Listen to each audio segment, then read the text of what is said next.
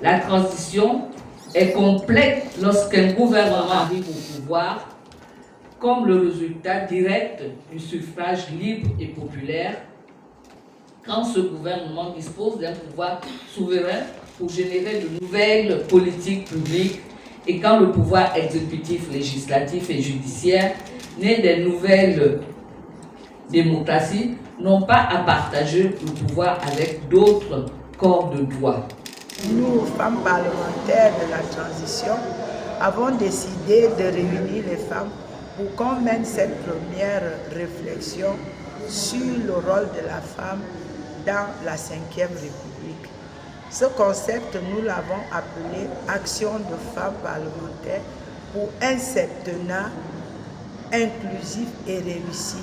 C'est tout simplement pour nous un moyen de voir comment nous, femmes, matrices, éléments essentiels du fonctionnement de la société, pouvons contribuer à la mise en marche de la Ve République à travers ce septennat et en réfléchissant autour des actions qui pourront créer une synergie pour que les actions de femmes ne soient plus éparses, dispersées, mais qu'ils aient une canalisation qui pourrait, au long de tout ce septennat, faire en sorte que la voix des femmes soit entendue avec un discours possible dans la construction de ce Gabon nouveau. République sont d'abord la considération de la femme dans son essence, pour que la femme soit un vecteur de construction au niveau social et au niveau familial. Pour cela, il faudrait, mobiliser les femmes, mais les mobiliser dans une sensibilisation constructive pour qu'elles puissent participer activement à tous les niveaux, quel que soit le niveau, pour que leurs actions portent.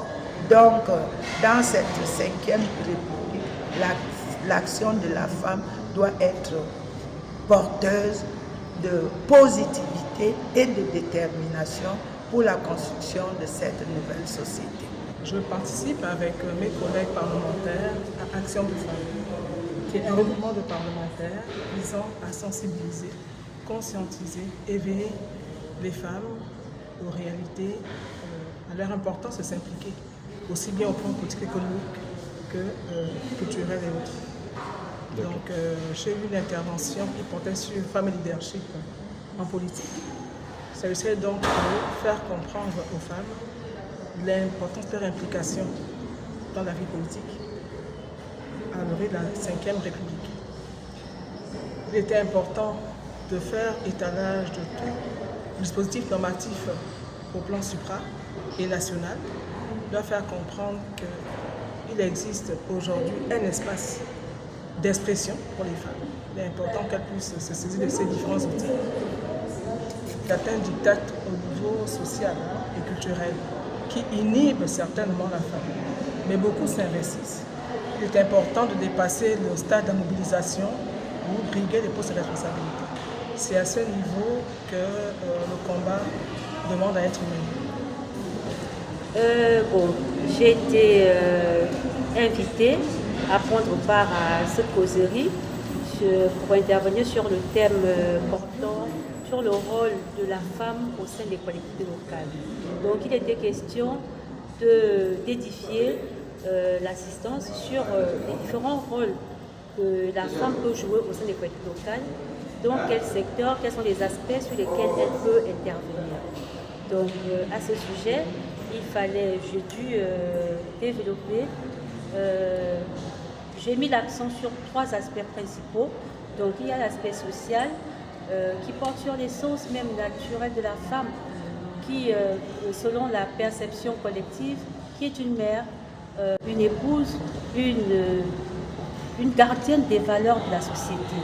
Et sur le plan économique, l'aspect économique, la femme est une force en milieu rural. Mais il faut juste l'encadrer, l'aider à s'organiser et à intégrer l'esprit communautaire. Parce que seul, je peux aller vite, mais pas très loin. Or, ensemble, on peut faire des grandes choses. Donc j'ai profité de la présence des femmes parlementaires, des sénatrices particulièrement qui représentent les collectivités locales.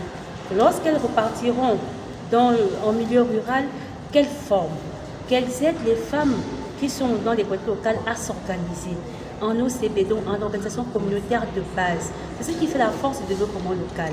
Et de cette manière, les femmes peuvent impacter l'économie locale. Et en impactant l'économie locale, ça fera que ces femmes auront de la visibilité, elles vont avoir un impact sur la vie de leur collectivité et pourront par la suite participer aux instances décisionnelles au niveau local. Et du coup, ça peut servir de trait d'union pour la sphère politique. Une femme dynamique en milieu rural peut finir par être présidente du conseil départemental. Pourquoi pas maire d'une commune? On a vu, elles peuvent être élues. Elles ont été élues pendant la transition. Avant la transition, on avait des sénatrices élues. Or là, nous rentrons dans la 5e République, nous revenons à l'ordre constitutionnel. Donc, les élections à venir, les échéances à venir, les femmes au sein des collectivités locales, elles peuvent faire partie, elles peuvent se mettre en course. Mais pour cela, elles doivent faire leur place. Les femmes parlementaires réunies à travers le collectif Action de femmes parlementaires pour un septennat inclusif et réussi, déclarons dans le cadre de cette causerie que la femme gabonaise est sacrée et constitue la pierre angulaire de l'édifice nouveau auquel nous rêvons. Chère femme gabonaise, sache que tu es le sceau de la République, la maternité allaitante. Tu es la mère qui donne vie, qui nourrit, qui veille, qui éduque et élève. Considérant le symbole que tu représentes pour la nation et la place que les pères fondateurs t'ont donnée dès l'accession de notre pays à la souveraineté nationale et internationale, nous t'invitons au réveil responsable et l'action constructive. Marche dans le sillage de ces femmes d'exception qui, à travers les âges, ont inspiré la construction de la civilisation et l'édification de l'état de droit. Marche sur les traces de Tachi Chati, la première ministre de l'histoire de l'humanité en l'an -3200 en Égypte noire. Marche sur les traces de la reine Hatshepsut en Égypte noire. Marche sur les traces de la Canadance Amati chaque été en Éthiopie. Marche sur les traces de la reine Anna Zinga en Angola. Marche sur les traces de Martine, traces de toutes ces femmes d'exception qui, à travers le monde, inspirent le respect, la résilience, la lutte pour les droits humains et l'égalité des chances. Nous invitons l'ensemble des femmes d'État, actrices politiques, culturelles et économiques, des associations féminines à se regrouper autour de la décennie de la femme gabonaise pour développer des synergies d'action afin de relever les principaux défis en matière de droits humains, droit de vote, droit à une sexualité responsable, droit à une alimentation saine et équilibrée, ainsi qu'à une éducation de qualité et épanouissante. Par ailleurs, nous saluons toutes les femmes qui ont participé à la réussite de la transition et celles qui sont présentes dans le premier gouvernement de la transition. Je demande un tonnerre d'applaudissements pour nos 10 ministres a encore été élevée, prise en considération. Nous demandons Un tonnerre d'applaudissements pour Madame Muriel Pierre. En termes de résolution pour notre première journée de réflexion, nous voulons mettre en cahier de charge les quelques recommandations suivantes.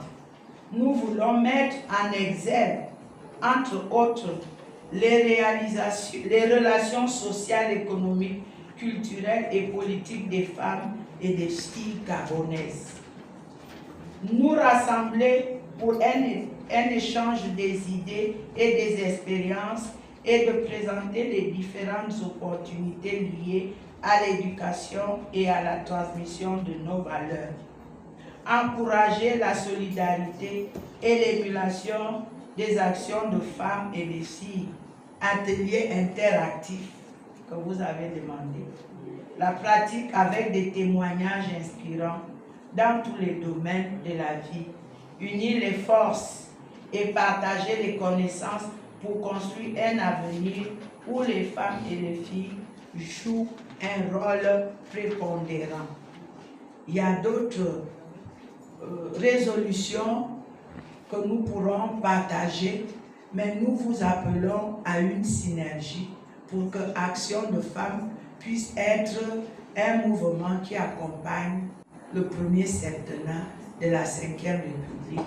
Je vous remercie.